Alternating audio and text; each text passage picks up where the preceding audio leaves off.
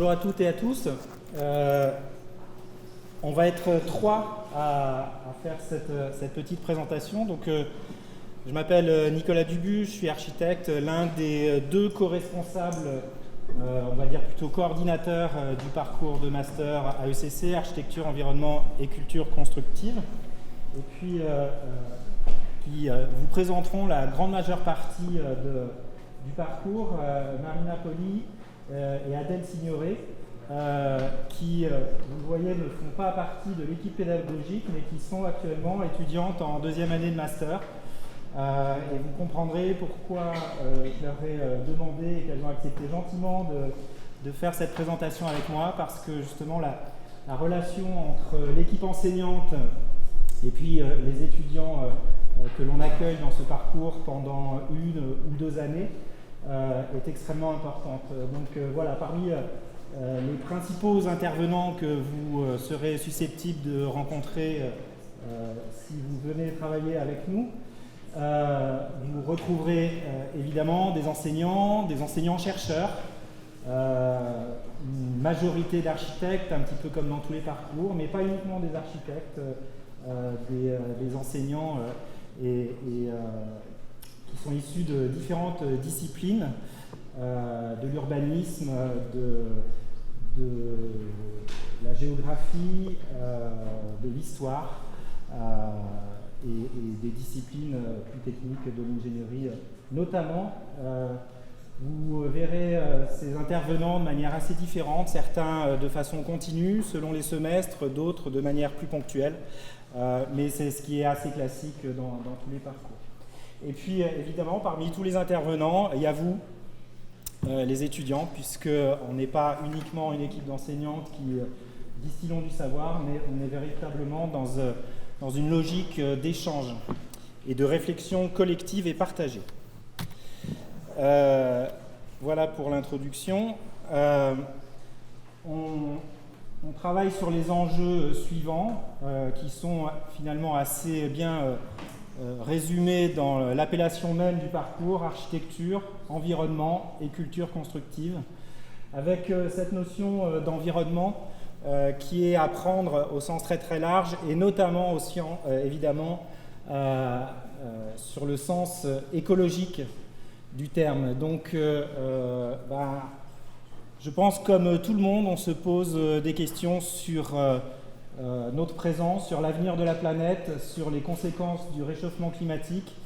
Et ce que l'on va vous proposer pendant ces 2 années, c'est d'accompagner avec nous une réflexion extrêmement poussée sur ce sujet-là, et avec l'entrée en matière architecturale sur les questions, évidemment, deuxième partie de l'appellation du parcours, sur la question des cultures constructives. Donc c'est par la question de la construction qu'on va aborder cette réflexion beaucoup plus globale et sociétale.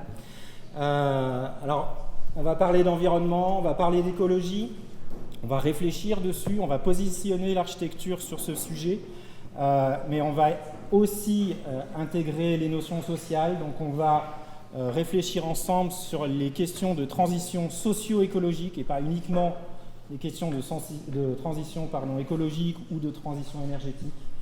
Voilà, donc on va essayer d'avoir une vision assez globale sur les grands enjeux que l'on doit affronter, et je pèse mes mots, aujourd'hui et à l'avenir. Pour ça, on a une structure d'enseignement qui est tout à fait classique et que vous allez retrouver dans tous les parcours. Master 1, Master 2, des enseignements sous forme de studio de projet, des enseignements sous forme de séminaire, avec un partage des responsabilités au niveau de notre équipe. Comme vous pouvez le voir ici, je ne m'étendrai pas, et évidemment avec les objectifs qui sont communs à tout le monde, les mémoires, les PFE, voire les PFE mention recherche.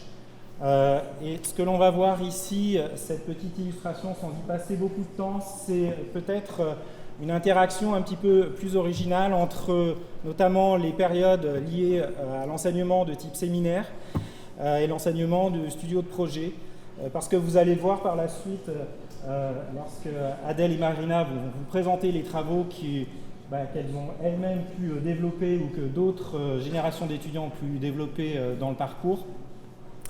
On doit, pour aboutir aux objectifs, et notamment aux objectifs qui vous amèneront à construire des petites architectures, plus ou moins petites d'ailleurs, par vous-même, évidemment, il va falloir adapter la structure de l'enseignement. Donc, vous n'aurez pas forcément une continuité métronomique de la répartition entre séminaire et projet, mais parfois des périodes de concentration autour du séminaire, autour du mémoire, qui vont pouvoir aussi vous libérer des grandes périodes pour travailler le projet, notamment en Master 1, et pour pouvoir faire du chantier. C'est ce que l'on voit plutôt au deuxième semestre et avec tout un tas de périodes de préparation. Et puis en deuxième année de master, là on va avoir une articulation beaucoup plus fine entre séminaire et projet, où le séminaire, ses apports méthodologiques, les réflexions que vous allez pouvoir aborder, les références aussi qui vont vous être transmises, vont pouvoir être immédiatement et directement assimilées dans le projet de fin d'études. Je vais me taire et je vais vous laisser la parole pour pouvoir illustrer un petit peu plus concrètement ce qui se cache derrière ce type d'organisation.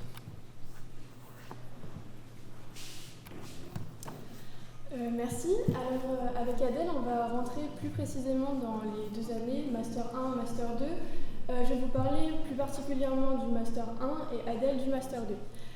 Donc, au niveau du Master 1, c'est une année où on travaille sous forme de design build. Donc, ça veut dire que pendant l'année, on va concevoir le projet en groupe et sur la même année, on va le construire.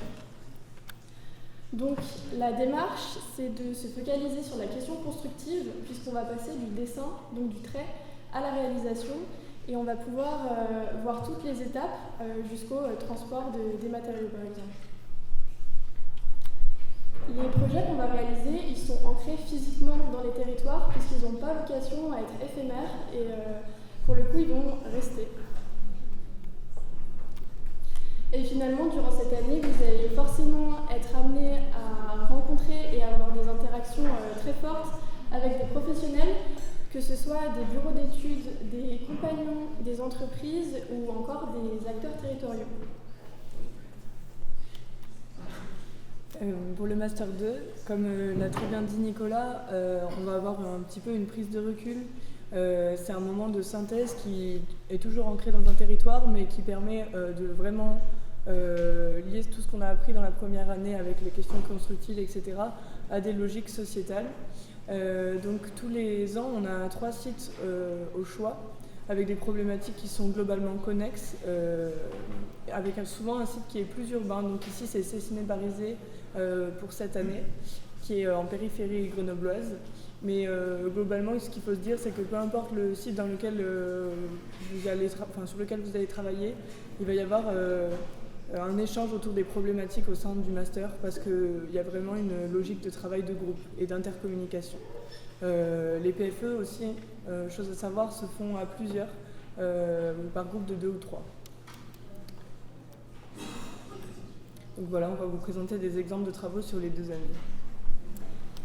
Voilà, donc sur les réalisations des Master 1, vous allez voir qu'il y a des échelles de projets qui sont très différentes. Là, on a la Maison pour tous qui a été réalisée à Fours en Pisé, donc il y a déjà quelques années. Ensuite, plus récemment, on a eu des projets d'abribus à Villard-de-Lans, donc qui ont été développés à partir de bois local du Vercors, notamment. Et l'année dernière, on a eu l'occasion de participer à la compétition internationale du Solar Décathlon.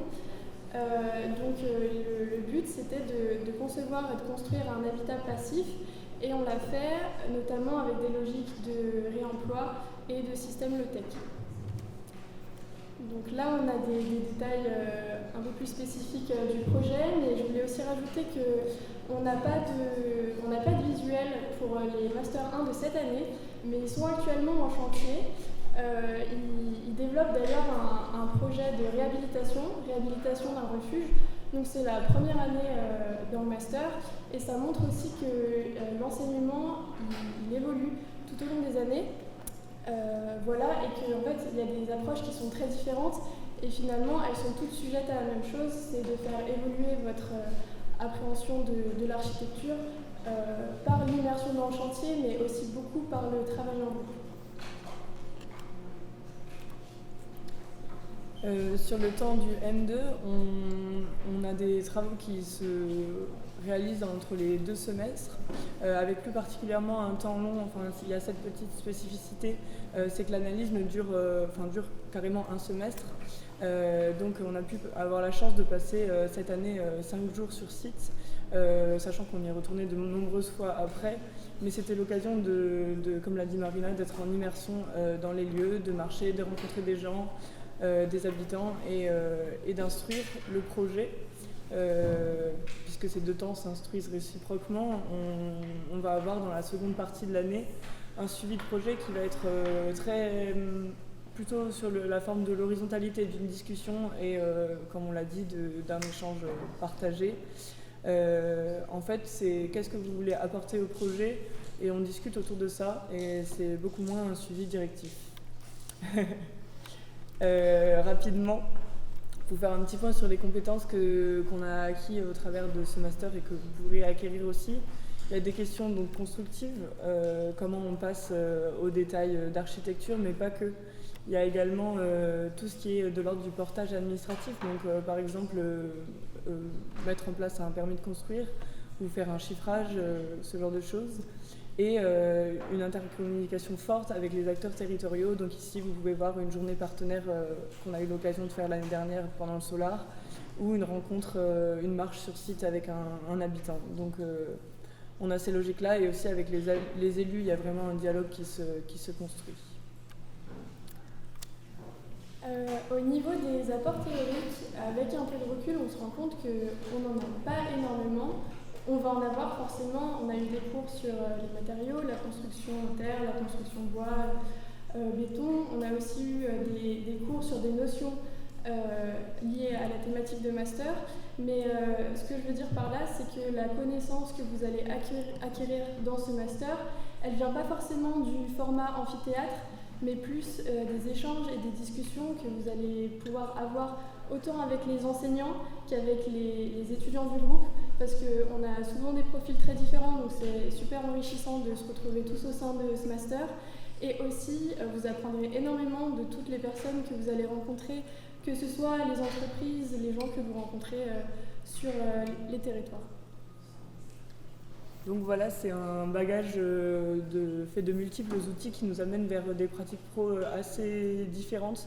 Dans notre master aujourd'hui, on a des profils ingénierie, des profils constructeurs avec des gens qui veulent plus s'orienter vers des CAP charpente, des choses comme ça, des gens qui veulent faire de l'accompagnement à maîtrise d'usage. C'est la diversité aussi qui est très chouette et qui enrichit ce master.